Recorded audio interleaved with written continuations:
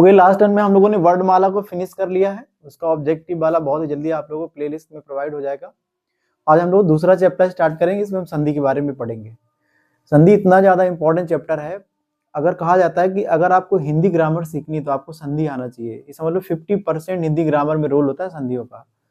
ये चैप्टर केवल संधियों में काम नहीं आएगा, अगर आप शुद्ध सीखना चाहते हैं तो आपको हर हाल में आपको आना चाहिए संधि। अगर शुद्ध में संधि नहीं आती तो शुद्ध आप नहीं कर पाएंगे जाकर के, ठीक है। इसलिए 2 चैप्टर या 3 चैप्टर को ध्यान में कर करके इसको पढ़ा जाता है, बहुत इंपॉर्टेंट है।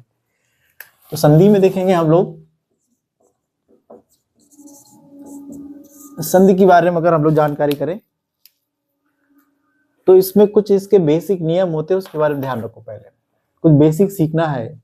ज्यादातर लोग क्या करते हैं, इसको एकदम बेसिक इसका नहीं बताते और एक डायरेक्ट नियम पर उतर आते हैं, तो फिर वो समझ में नहीं आता है। 2 कॉन्सेप्ट हम बताएंगे, ये हमने वर्ड वाला में डिस्कस कर रखा है, फिर से हम डिस्कस कर रहे हैं। आप लोग देख लीजिए, अगर ये समझ में आएगा तभी आपको संधि समझ में आने वाली, ठीक है। फिर इसके बाद में हम नियम पर आएंगे। तो इसमें कहा जाता है जब किसी व्यंजन में कोई स्वर जोड़ा जाता है, कोई स्वर जोड़ा जाता है तो उसकी गणना हमेशा बाद में होती है। उसकी गणना हमेशा बाद में होती है। तो उसकी गणना हमेशा बाद में होती है।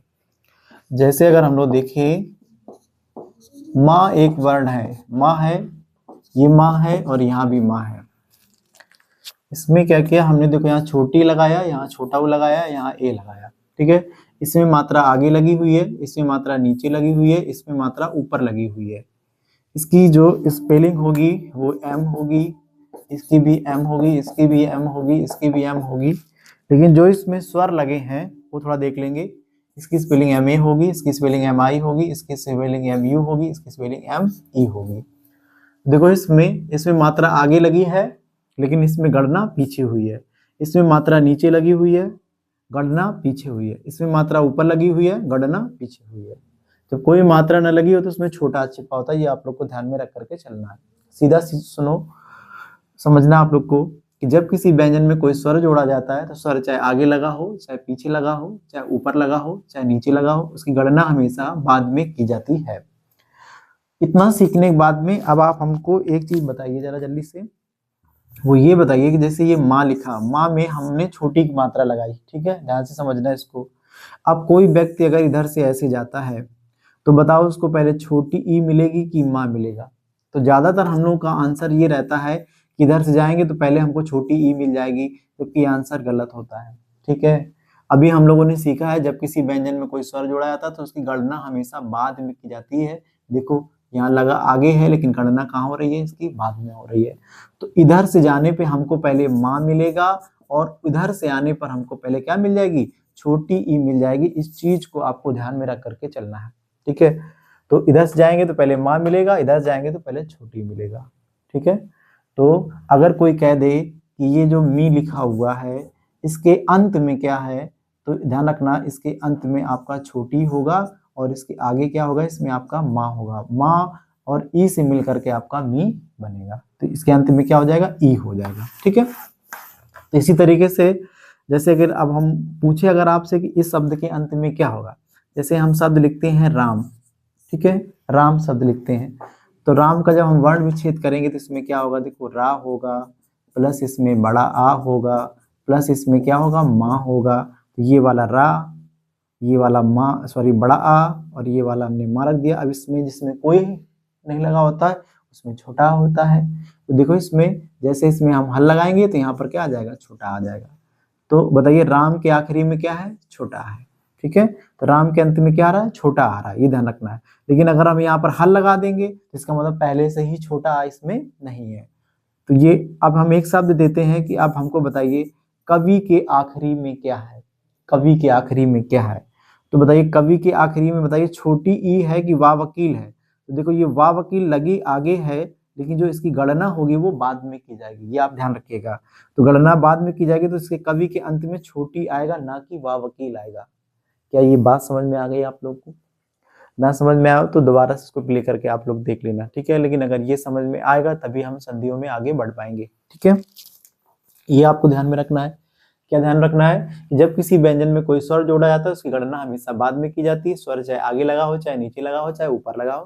देखो इसमें आगे लगा है, गणना बाद में, इसमें नीचे लगा है, गणना बाद में, इसमें ऊपर लगा है, गणना ऊपर सॉरी बाद में। यहाँ तक समझ में आ गया सब लोग को? तो पहला कॉन्सेप्ट आपको संधि में ये याद करके चलना है, क्योंकि संधियों में वर्णों का मेल होता है। अब एक वर्ण में कई सारे स्वर्ण छुपे होते हैं। अब किसी में छुपा है, निकालोगे तब ना जानोगे क्या क्या मिल करके क्या बन रहा है। तो हमको ये चीज ढूंढना बहुत जरूरी है, ठीक है। अब देखेंगे दूसरा कॉन्सेप्ट इसमें।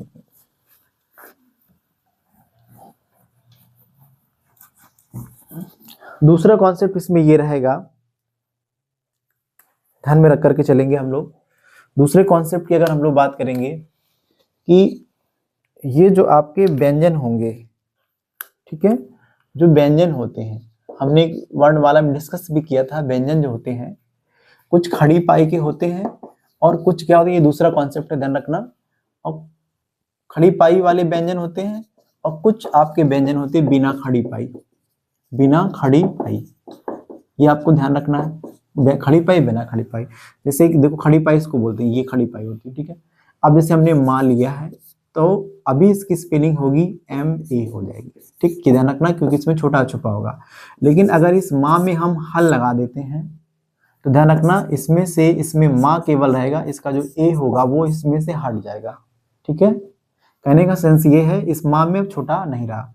लेकिन अगर इसकी खड़ी पाई हटा देंगे तो भी इसमें M रहेगा, इसमें ए आपका हट जाएगा। ये आपको ध्यान में रखकर चलना है। तो खड़ी पाई व्यंजनों को से अगर छोटा हटाना है तो आप क्या करेंगे, इसमें हल लगा देंगे तो उसका हट जाएगा। लेकिन जो बिना खड़ी पाई वाले व्यंजन होते हैं, देखो अभी इसकी स्पेलिंग क्या होगी, DA होगी, लेकिन अगर इस दा में हम हल लगा देंगे इसकी स्पेलिंग डी रहेगी, इसका जो ए होगा वो हट जाएगा। ये आपको ध्यान में रख के चलना, ये बहुत जरूरी चीज है। कैसे? जैसे अगर हमने कह दिया, जैसे हमने कह दिया जगत, या हम कह देंगे यहाँ पर उत्धन चारण बराबर उच्चारण, उत्धन चारण बराबर उच्चारण हमने लिखा। तो अभी क्या है कि अगर ऐसे लिखा है तो इसमें लास्ट में छोटा आएगा, ताबे यहाँ छुपा हुआ है। लेकिन जैसे ही इसमें हम हल लगा देंगे तो अब इसमें छोटा हट गया, है ही नहीं, इसमें हल लगाने से छोटा हट जाता है। तो इसका मतलब यहाँ पर अब क्या आएगा, पता आ जाएगा। तो कितना इंपॉर्टेंट है, जब आपको वर्ण निकालना आएगा तभी ना आपको संधि आएगा। इसलिए वर्ण निकालने में ये कॉन्सेप्ट बहुत काम पड़ता है आपको, ठीक है। तो इस चीज को भी आप लोग ध्यान रखिएगा। तो किसी व्यंजन में अगर हल लगा देंगे तो उसका छोटा क्या हो जाता है, हट जाता है। ये आपको ध्यान रखना है। खड़ी पाई वाले व्यंजन से छोटा हटाने के दो तरीके, हल लगा दो तो भी छोटा हट जाएगा, अगर उसकी खड़ी पाई हटा दोगे तो भी उसका छोटा हट जाएगा। बिना खड़ी पाई वाले जो व्यंजन होते हैं, दादवायत हो गया, छा छाता हो गया, ये बिना खड़ी पाई वाले व्यंजन होते हैं, उसमें खड़ी पाई नहीं होती है। उससे अगर तो आपको छोटा हटाना तो उसमें एक तरीका होता है, उसमें हल लगा देंगे या हलंत लगा देंगे तो उससे आ हट जाएगा आपका, ठीक है। तो हम लोगों ने छोटा हटाना सीख लिया, और एक सीखा है कि जब किसी व्यंजन में कोई स्वर जोड़ा जाता है तो उसकी गणना हमेशा और हमेशा बाद में होती है। आई होप यहाँ तक आप समझ गए होंगे। आगे बढ़ा जाए, अब हम लोग आगे बढ़ते हैं, संधियों में चलते हैं, ठीक है।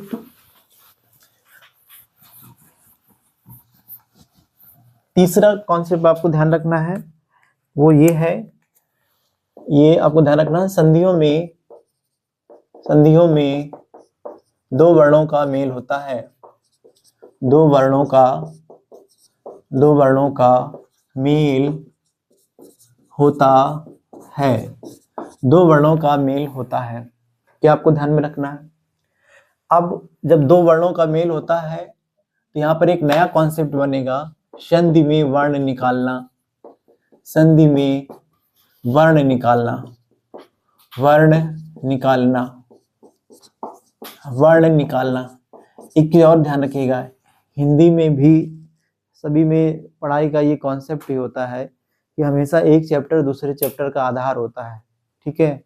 अगर आपको संधियां पढ़ना है तो आपको वर्णमाला आना चाहिए। अगर आप ये हमारा ये वीडियो देख रहे हैं आप लोग, तो ये आपको तभी समझ में आएगा जब आप क्या करें, वर्णमाला के हमने 7 पार्ट पहले से अपलोड कर रखे हैं, वो देख लेंगे तभी आपको समझ में आएगा, ठीक है। वैसे अगर आपने पहले से पढ़ रखा तो आप डायरेक्ट देख रखे, अगर कोई नया आया है जिसको बेसिक नहीं जानकारी है तो पहले वर्णमाला पढ़ लीजिए 7 पार्ट में, इसके बाद में आप इसमें आइए तो बहुत अच्छे से ये समझ में आने वाला है। ठीक है, तीसरा कॉन्सेप्ट हम लोग बताने जा रहे हैं वो ये है कि संधि में वर्ण निकालना। ज्यादातर टीचर लोग क्या करते हैं कि डायरेक्ट पढ़ाने लगते हैं, नियम पर आ जाते हैं, उनको वर्ण निकालना नहीं बताते हैं। अब वर्ण नहीं निकालेंगे तो संधियों का मेल कैसे कराएंगे, पहले हमको वर्ण निकालना आना चाहिए। तो हम क्या करेंगे, एकदम बेसिक से इसको क्या करेंगे, पढ़ाएंगे। ठीक है, एकदम बेसिक से कैसे, क्योंकि बेसिक समझ में आएगा तभी हम हाई लेवल में जा पाएंगे। बेसिक की अगर हम लोग बात करेंगे तो वो ये रहेगा, वर्ण निकालने में देखो कोई भी एक हम शब्द लेते हैं। ठीक है, जैसे हमने एक शब्द ले लिया, ध्यान समझना, एक शब्द लिया हमने कवि और धन इंद्र बराबर, हम लोग को याद भी हो गया कि कवि धन इंद्र बराबर हम लोग कविंद्र कर देते हैं। ठीक है, तो ये कवि धन इंद्र कैसे हो गया, तो एक चीज पहले समझना है आप लोग को। समझना ये है कि जो इसमें 2 पार्ट बन जाते हैं, एक धन के पहले होगा और एक धन के बाद होगा। ठीक है, विच्छेद कर दिया, ये एक संधि का शब्द है और इसका हमने विच्छेद कर रखा है यहाँ पर, वो ये है कवि धन इंद्र हो गया। ठीक है, तो देखो इसमें वर्ण निकालना होता है, तो वर्ण कैसे निकाला जाता है ये हम लोग को आना बहुत जरूरी होता है संधि में। तो धन के पहले वाले से, ध्यान रखना सब लोग, धन के पहले वाले से आखिरी वर्ण निकालते हैं। धन के पहले वाले से, धन के पहले वाले शब्द से आखिरी वर्ण, धन के पहले वाले शब्द से आखिरी वर्ण निकालते हैं, ये आपको ध्यान में रख करके चलना है। और धन के बाद वाले शब्द से अगर हम लोग बात करेंगे, धन के बाद वाले शब्द से प्रारंभ का वर्ण निकालते हैं, प्रारंभ का वर्ण निकालते हैं, बाद वाले शब्द से प्रारंभ का वर्ण निकालते हैं। ठीक है, आई होप यहाँ पर तक आप लोगों को समझ में आ गया होगा। ठीक है, हम लोग वर्ण निकालना सीख रहे हैं, तो वर्ण निकालने में ध्यान रखना है, पहले शब्द का आप वर्ण विच्छेद कर देंगे। तो हमने कविंद्र नाम का एक हमारे पास शब्द है संधि का, उसका हमने विच्छेद कर दिया, तो एक इसमें शब्द निकल के आया कवि और एक शब्द निकल करके आया इसमें इंद्र निकल कर गया। तो जब 2 शब्द बन जाएंगे तो ये धन के आगे है तो इसको धन के पहले वाला बोलेंगे, और ये धन के बाद में है तो इसको धन के हम बाद वाला बोलेंगे। यहाँ तक बात समझ में आ गई।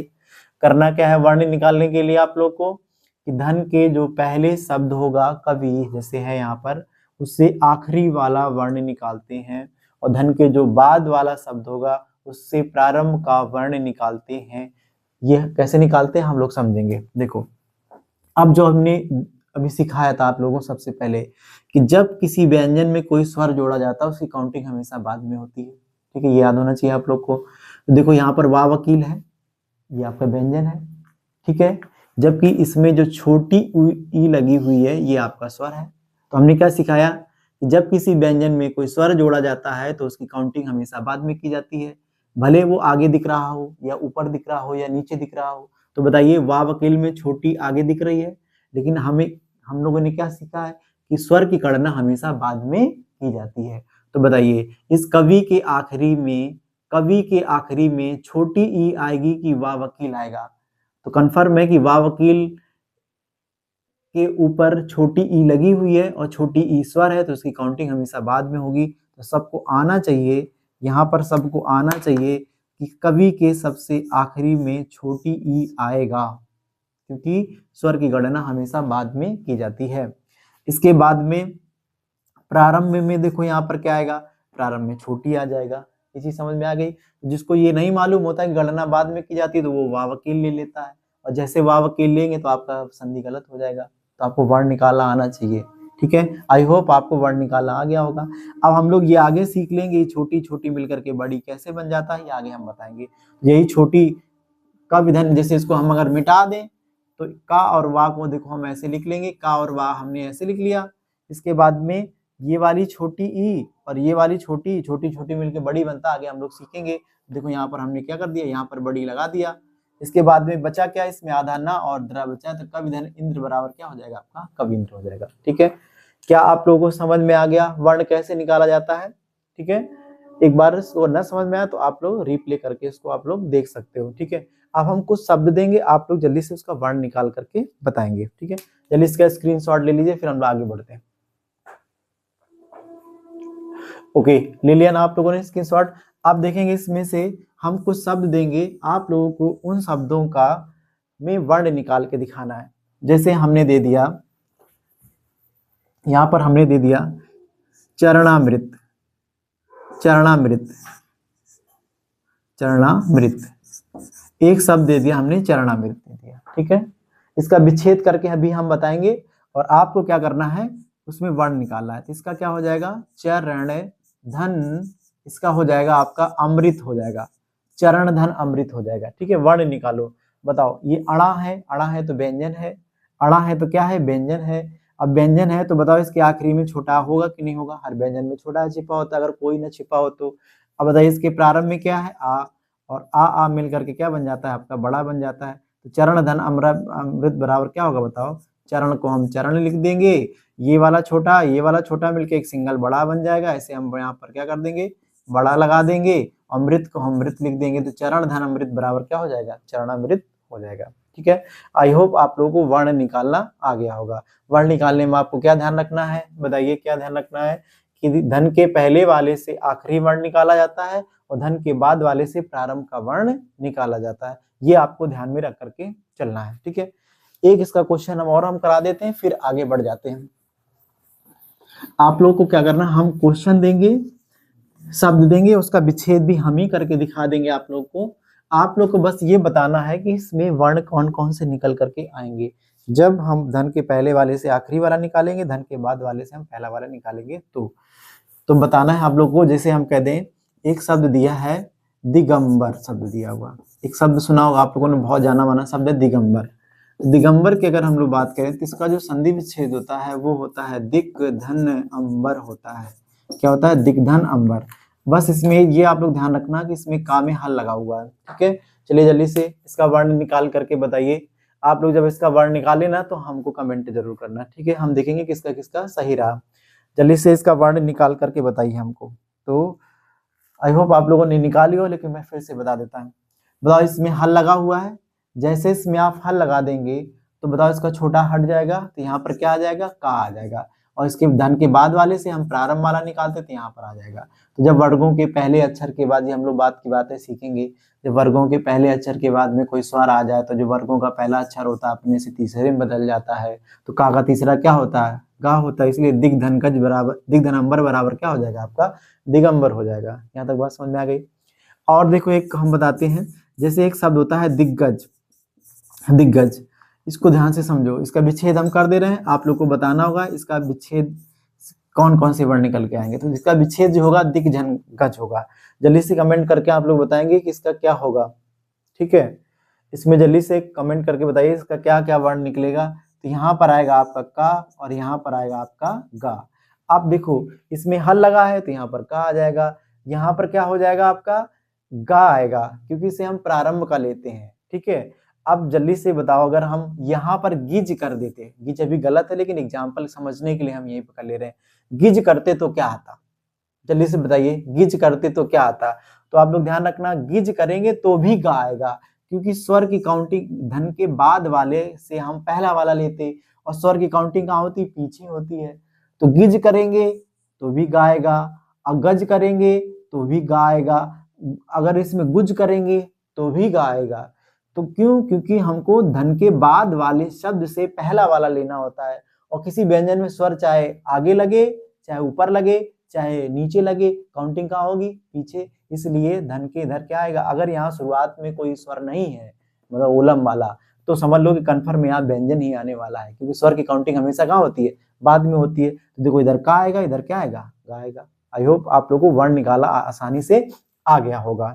इतना अगर कर लिया होगा आप लोगों ने समझ से अच्छे तरीके से, तो हम 3 लाइन बताएंगे आप लोगों को, हम गारंटी देते हैं आप 3 लाइनों को सीख करके पूरी संधि में संधियों का नाम बता देंगे कि किस संधि में स्वर संधि है, कौन संधि व्यंजन संधि, कौन संधि विसर्ग संधि है, ठीक है। अगर आपको ये समझ में आ गया है, सिर्फ इतना ही पढ़ के हम लोग 50% संधियों के क्वेश्चन सही कर सकते हैं, सिर्फ 3 लाइनों में। वो आगे हम लोग देखेंगे। जल्दी से इसका स्क्रीनशॉट करिए। क्या करें, ट्रेन कहाँ है,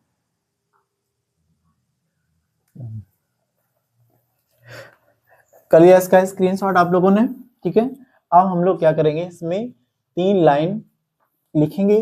उन 3 लाइनों में देखो आप लोग संधि सीख जाएंगे, ठीक है। विस्तार से फिलहाल हम बाद में पढ़ाएंगे, लेकिन इन 3 लाइनों पे फोकस करना।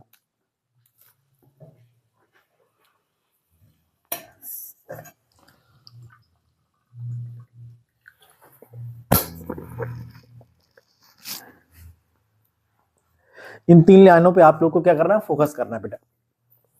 कैसे? संधि जो होते हैं इसके 3 भेद होते हैं। संधियों के कितने भेद होते हैं? संधियों के 3 भेद होते हैं। यहां पर एक लाइन लिख लेंगे हम लोग, संधि के 3 भेद होते हैं। कितने भेद होते हैं? 3 भेद होते हैं। अब देखो, सबसे जो पहली संधि होगी वो होती है स्वर संधि। सबसे पहली संधि कौन सी होगी? स्वर संधि होगी, ठीक है। दूसरे प्रकार की जो संधि होगी इसमें वो हो जाएगी आपकी व्यंजन संधि। दूसरे प्रकार की जो संधि होगी वो हो जाएगी व्यंजन संधि। और तीसरे प्रकार की जो संधि होती है वो होती है आपकी विसर्ग संधि। ध्यान रखेंगे, तीसरे प्रकार की संधि कौन सी होगी? विसर्ग संधि होगी, ठीक है। यहां तक बात समझ में आ गई आप लोग? संधियों कितने भेद होते हैं? 3 भेद होते हैं। अब देखो इसमें एक चीज ध्यान रखना आप लोग, जब किसी भी शब्द का हम संधि विच्छेद करते हैं, तो चाहे स्वर संधि हो, चाहे व्यंजन संधि हो या विसर्ग संधि हो, सभी में हम लोग क्या करते हैं, बीच में हम धन का प्रयोग करते हैं। किसका प्रयोग करते हैं? धन का प्रयोग करते हैं, ठीक। अब जब हम वर्ण निकालें, ध्यान समझना, जब हम वर्ण निकालें, अगर धन के पहले स्वर निकाला है और धन के बाद में भी अगर स्वर निकाला है, तो ध्यान रखना वो संधि आपकी सिर्फ स्वर संधि होगी। लेकिन व्यंजन संधि में क्या होगा? एक तरफ व्यंजन होगा, दूसरी तरफ या तो स्वर हो सकता है या व्यंजन हो सकता है। तो कहने का मतलब ये हो गया कि व्यंजन के साथ व्यंजन आएगा तो भी व्यंजन संधि होगी, और स्वर के साथ अगर व्यंजन आ जाए तो भी आपकी व्यंजन संधि होगी। व्यंजन संधि में एक तरफ व्यंजन होना अनिवार्य होता है, जबकि स्वर संधि में दोनों तरफ स्वर होना अनिवार्य होता है। विसर्ग संधि कैसे पहचानोगे आप लोग? धन के एक तरफ विसर्ग होगा, दूसरी तरफ या स्वर मिल सकता है या फिर वहां पर व्यंजन भी मिल सकता है। तो विसर्ग संधि की परिभाषा यहाँ से बन जाएगी कि विसर्ग के साथ स्वर या व्यंजन का मेल आपका विसर्ग संधि कहलाता है। ये हमने नियम लिख दिया। अब हम एक एग्जाम्पल बताएंगे तो आई होप आप समझ जाएंगे। देखें कैसे, जैसे हमने क्या कर दिया, अभी एक एग्जाम्पल यहाँ पर ले देते हैं। जैसे हमने बताया चरणामृत का, तो हम कर देंगे चरण धन अमृत कर देंगे। यहाँ पर चरण धन क्या कर दिया हमने? अमृत कर दिया। देखो इस यहाँ पर क्या है, चरण से हमको लास्ट में क्या मिला? छोटा मिला। और यहाँ पर क्या मिल गया हमको? शुरुआत में बड़ा छोटा मिल गया। देखो धन के पहले भी छोटा, धन के बाद में भी छोटा, धन के पहले भी स्वर, धन के बाद में भी स्वर, धन के पहले भी स्वर, धन के बाद में भी स्वर। जब धन के दोनों तरफ स्वर आ जाए तो बताओ वो कौन सी संधि होती है? तो आंसर आ जाएगा स्वर संधि होती है। तो इसमें क्या होगा? चरण धन अमृत बराबर क्या होगा? चरणामृत हो जाएगा। अभी चरणामृत कैसे हो जा रहा है हम बाद में बताएंगे, लेकिन अभी ये सीखो कि धन धन स्वर स्वर मिलकर के स्वर संधि बनता है। व्यंजन संधि का ध्यान से देखो बेटा, जैसे हमने एक शब्द किया दिक धन अंबर, क्या किया हमने? एक शब्द यहाँ पर दिक धन अंबर किया, तो बताओ इसमें हल लगा है, यहाँ हल लगा है तो इसमें छोटा नहीं है। अब जब इसमें छोटा है नहीं तो इसमें बताइए का आएगा कि नहीं आएगा? तो यहाँ पर क्या आ जाएगा आपका? का आ जाएगा, ठीक है। इसके बाद में इसमें प्रारंभ वाला लिया जाता है तो यहाँ छोटा आ जाएगा। क्या दोनों तरफ स्वर आ रहा है? नहीं आ रहा है, इसका मतलब इसमें स्वर संधि नहीं है। एक तरफ व्यंजन आ रहा है, एक तरफ स्वर आ रहा है, एक तरफ व्यंजन आए एक तरफ स्वर आए, कौन संधि होती है? व्यंजन संधि होती है। क्या समझ में आ गया? तो व्यंजन के साथ स्वर संधि आए, व्यंजन के साथ स्वर आए तो भी व्यंजन संधि, व्यंजन व्यंजन आए तो भी व्यंजन संधि हो जाएगा। देखो इसमें एक एग्जांपल और बताते हैं। जैसे हमने कर दिया इसमें दिक धन गज कर दिया हमने, तो देखो इसमें हल लगा है तो यहाँ पर का आएगा, और यहाँ पर प्रारंभ मिलेगा गा आ जाएगा। इधर भी व्यंजन इधर भी व्यंजन, दोनों तरफ व्यंजन आ गया तो कौन संधि हो जाएगी? तो भी आपकी व्यंजन संधि हो जाएगी, ठीक है। इतना समझ में आ गया? अब तीसरी और लास्ट लाइन बताने जा रहा हूं मैं आप लोग को। जैसे इसको देखेंगे तो हमने कह दिया, जैसे हमने एक शब्द होता है मनोज, तो मनोज शब्द का जब विच्छेद करेंगे तो क्या हो जाएगा बताइए, मनः धन जा हो जाएगा। क्या हो जाएगा, मनः धन जा। अभी कैसे हो रहा है ये बाद में भी सीखना है। अभी हम लोग 3 लाइनों से केवल ये सीखेंगे कि क्या डिफरेंस होता है आपका एमंग स्वर संधि, व्यंजन संधि और किसके बीच में, विसर्ग संधि के बीच में। देखो यहाँ पर आ गया आपका ये सबसे लास्ट में विसर्ग आ गया और प्रारंभ में आपका क्या आ गया, व्यंजन आ गया। तो बताओ धन के पहले हमको विसर्ग मिला, देखो धन के पहले विसर्ग मिल गया हमको, और धन के बाद या तो स्वर हो या व्यंजन हो तो इसको हमको व्यंजन मिल गया। स्वर होता तो भी विसर्ग संधि होती, तो विसर्ग संधि में एक तरफ विसर्ग आना अनिवार्य होता है। ठीक है, तो मना धन जा बराबर क्या हो जाएगा आपका बताइए, इसमें मना धन जा बराबर इसमें आपका मनोज हो जाएगा। मना धन जा बराबर क्या हो जाएगा, मनोज हो जाएगा। ठीक, तो अब सिंपल परिभाषा से देख लो, स्वर के साथ स्वर के मेल को स्वर संधि कहते हैं क्योंकि धन के दोनों तरफ स्वर आता है। स्वर व्यंजन के साथ स्वर व्यंजन के मेल को व्यंजन संधि कहते हैं, और एक तरफ विसर्ग आए तो वो हमेशा विसर्ग संधि। विसर्ग दिख जाए तो आंख बंद करके विसर्ग संधि लगा दो, दोनों तरफ स्वर दिख जाए तो आंख बंद करके आप स्वर संधि लगा दो, और एक तरफ व्यंजन आ जाए दूसरी तरफ चाहे स्वर आए तो भी आपका व्यंजन संधि हो जाएगा। तो व्यंजन के साथ व्यंजन का मेल भी व्यंजन संधि होगा, व्यंजन के साथ स्वर का भी मेल भी व्यंजन संधि होगा। लेकिन ध्यान रखना ये स्वर आगे भी हो सकता है, अगर इधर स्वर होगा तो उस तरफ व्यंजन होगा, दोनों तरफ स्वर नहीं होगा। दोनों तरफ स्वर होगा तो फिर वो स्वर संधि हो जाएगी। इतनी बात समझ में आ गई। अगर आपने इतना समझ लिया है तो हम कुछ शब्द देंगे और आप देखना आसानी से बता पाएंगे कि किस शब्द में स्वर संधि है, किस शब्द में व्यंजन संधि है, किस शब्द में विसर्ग संधि है, तुरंत आप बता देंगे। देखना हम जैसे शब्द लिखेंगे और विच्छेद भी हम करके अभी दे रहे हैं, क्योंकि विच्छेद करना भी मैंने आप लोग को सिखाया नहीं है, तो इसलिए हम विच्छेद करके दे देंगे। आपको क्या करना है, सिंपल पहले वाले से आखिरी वाला निकालना है और धन के बाद वाले शब्द से प्रारंभ वाला निकालना। अगर दोनों तरफ स्वर निकाला है तो आप स्वर संधि लगा देना, एक तरफ व्यंजन निकला है एक तरफ स्वर निकला है तो आप व्यंजन संधि, एक तरफ विसर्ग निकला है तो आप विसर्ग संधि लगा देना। इतना आप लोगों को करना है, देखना आप आसानी से कर पाएंगे, बिना किसी दिक्कत के आसानी से आप कर पाएंगे। जैसे अब आपको बताना है इसमें जो हम शब्द लिखने जा रहे हैं वो किस में आएगा, स्वर संधि में आएगा कि व्यंजन संधि में आएगा कि विसर्ग संधि में आएगा, ये बताना है इन 3 लाइनों को पढ़ करके। आई होप आप बता पाएंगे, अगर आपने सही से सुना है तो बिल्कुल 100% बता देंगे। देखिए एक शब्द हमने दे दिया यहाँ पर, जैसे हमने दे दिया यसाहा, एक शब्द हमने दिया यसाहा धन दा बराबर यशोदा।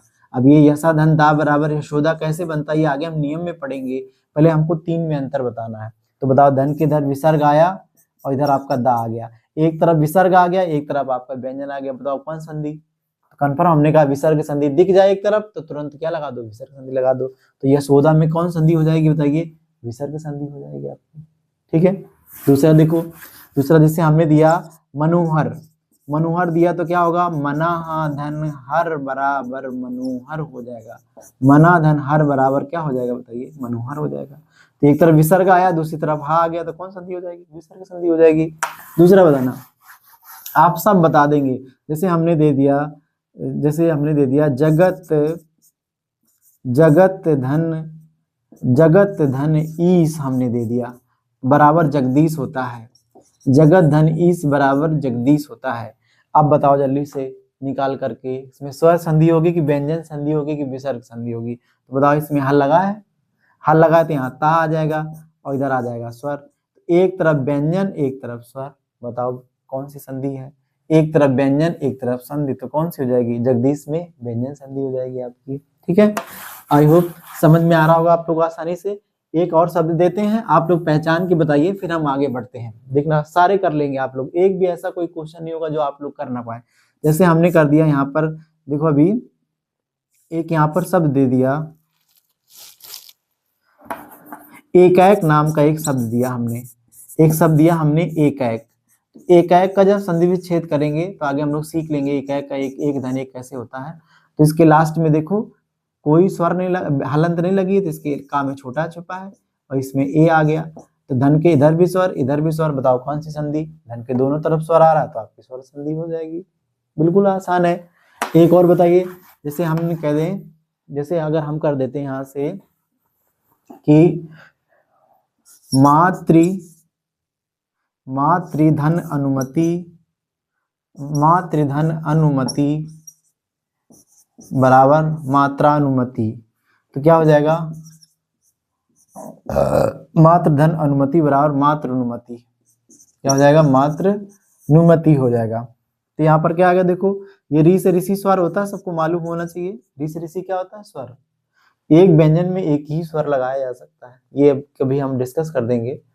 एक व्यंजन में स्वर सिर्फ एक जोड़ा जा सकता है, दो स्वर कभी लगाए नहीं जा सकते हैं। लेकिन एक स्वर में एक से अधिक व्यंजन लगाए जा सकते हैं। तो कैसे, जैसे बताओ, री से ऋषि स्वर है कि व्यंजन, तो हम लोग जानते हैं स्वर है री से ऋषि। री से ऋषि को मात्राओं में ऐसे लिखा जाता है। तो देखो यहाँ पर री लगा है तो ये री आ गया, और यहाँ पर क्या आ गया आपका, छोटा आ गया। इधर भी स्वर, इधर भी स्वर, धन के दोनों तरफ स्वर आ गया, तो क्या हो जाएगा बताइए, मात्र धन अनुमति बराबर क्या हो जाएगा, मात्र अनुमति हो जाएगा आपका ता में।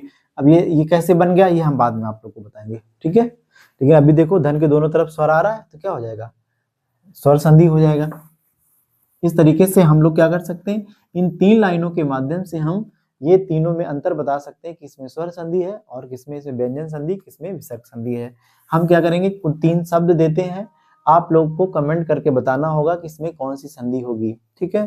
जैसे एक हमने दे दिया, एक शब्द दे दिया पवन, एक शब्द हमने दे दिया पवन, और एक हमने शब्द दे दिया इसमें सदैव, एक शब्द दे दिया इसमें हमने सदैव, और एक हमने इसमें शब्द दे दिया दुख, एक हमने शब्द दे दिया इसमें दुख नाम का शब्द दे दिया।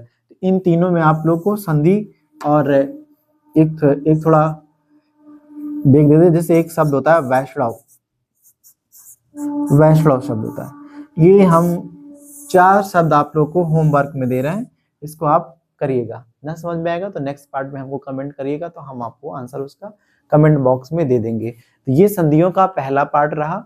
अब आज हम लोगों ने इसका बेसिक पढ़ लिया है। नेक्स्ट टर्न में हम क्या करेंगे, दूसरे वीडियो में हम एक एक करके पहले स्वर संधि को डिस्कस करेंगे, फिर व्यंजन संधि को डिस्कस करेंगे, फिर विसर्ग संधि को डिस्कस करेंगे, जिसमें हम लोग ये पढ़ेंगे, ये सीखना चाहेंगे। अभी हम लोगों ने डायरेक्ट बता दिया चरण धन अमृत बराबर चरणामृत, तो कुछ बच्चों को नहीं आता होगा तो पहले सोच रहे हो सर जी हम कैसे जाने कि ये चरण धन अमृत होता है, तो वो हम बताएंगे। अभी आपको ये सीखना है कि इस कॉन्सेप्ट को देख करके किसमें स्वर संधि होती, किसमें व्यंजन संधि होती, किसमें विसर्ग संधि, ये आसानी से आप कर पाएंगे। तो बहुत बड़ी समस्या आपकी ऐसे ही सॉल्व हो जाएगी। ज्यादातर क्वेश्चन यही आते हैं, इसमें स्वर संधि, विसर्ग संधि, व्यंजन संधि। अब इसके पार्ट में जाना है तो वो एक एक करके हम आपको सिखाएंगे। तो आगे कंटिन्यू करने के लिए आपको जो संधि का पार्ट 2 होगा वो देखना पड़ेगा। आज के लिए इतना, बाय बाय, टेक केयर।